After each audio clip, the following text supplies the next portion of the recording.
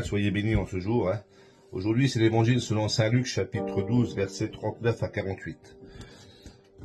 Vous le savez bien, si le maître de maison avait su à quelle heure le voleur viendrait, il n'aurait pas laissé passer le mur de sa maison. Vous aussi, tenez-vous prêts. C'est à l'heure où vous n'y penserez pas que le Fils de l'homme viendra. Pierre dit alors, Seigneur, est-ce pour nous que tu dis cette parabole, ou bien pour tous? Le Seigneur répondit, que dire de l'attendant fidèle et sensé à qui le maître confiera la charge de son personnel pour distribuer en temps voulu la ration de nourriture? Heureux ce serviteur que son maître en arrivant trouvera en train d'agir ainsi. Vraiment, je vous le déclare, il l'établira sur tous ses biens.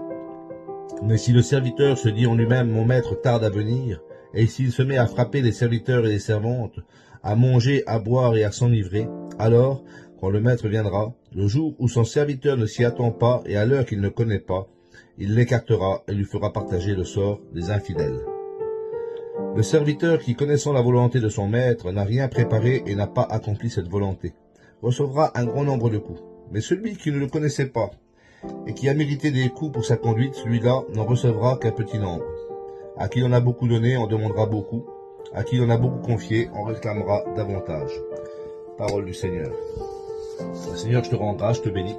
Et frères et sœurs, recevoir l'évangile et donc d'accepter le salut de Dieu, ça nous rend responsables de ce que nous faisons de cette parole de Dieu. Le Seigneur nous a donné le trésor de sa parole et de son amour, qui sont source de vie pour chacun et chacune d'entre nous, à condition de ne pas se perdre par lassitude ou par habitude. Il faut veiller sur ce trésor et mettre tout en pratique, ce que notre Seigneur attend de chacun d'entre nous. Les actes de nos vies doivent être en accord avec la parole de Dieu, car nous ne savons pas ni l'heure ni le jour où notre Seigneur viendra.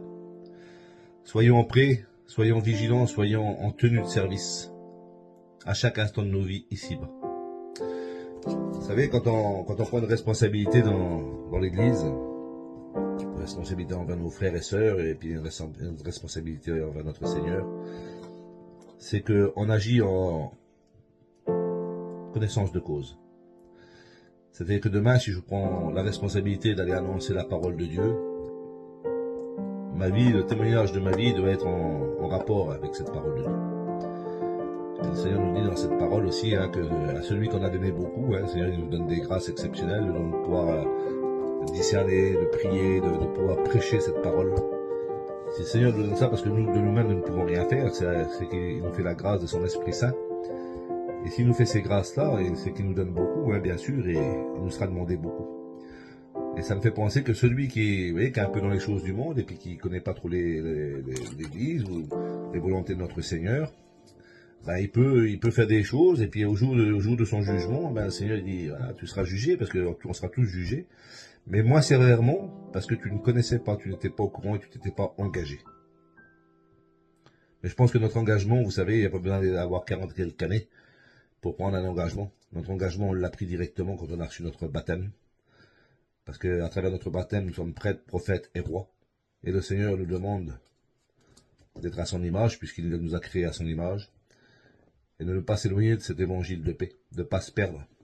Vous savez, le vilain est comme un lion rugissant, prêt à dévorer sa proie. Il fera tout ce qu'il est en son pouvoir pour nous faire tomber. Mais il ne pourra pas nous atteindre parce que nous avons le Seigneur dans nos vies. Et la Vierge Marie. Nous avons nos saints. Nous avons notre Église, une sainte, catholique et apostolique. Nous avons nos pères apostoliques, les fondements de l'Église. Dans Matthieu 16, 18, Pierre, sur cette pierre, je bâtirai mon Église. Nous avons vraiment une Église qui a été bâtie sur Pierre qui a été le roc, qui a été choisi par Jésus. Le Seigneur, s'il a été capable de choisir Jésus ou Judas, il choisit toute personne. C'est cette grâce de donner vraiment tout ce qui est en œuvre pour pouvoir avancer pour sa parole. Libre à toi, parce qu'il ne te force pas. Le Seigneur dit dans sa parole, je mets la vie devant toi, je mets la mort, je te conseille de prendre la vie. Mais le Seigneur, il nous donne cette grâce de pouvoir continuer d'avancer et de cheminer ensemble. Donc aujourd'hui, Seigneur, je te rends grâce et je te bénis. Je te demande vraiment de venir bénir mes frères et sœurs à travers cette vidéo. Tous ceux qui prennent un engagement dans ton Église, Seigneur, et de responsabilité.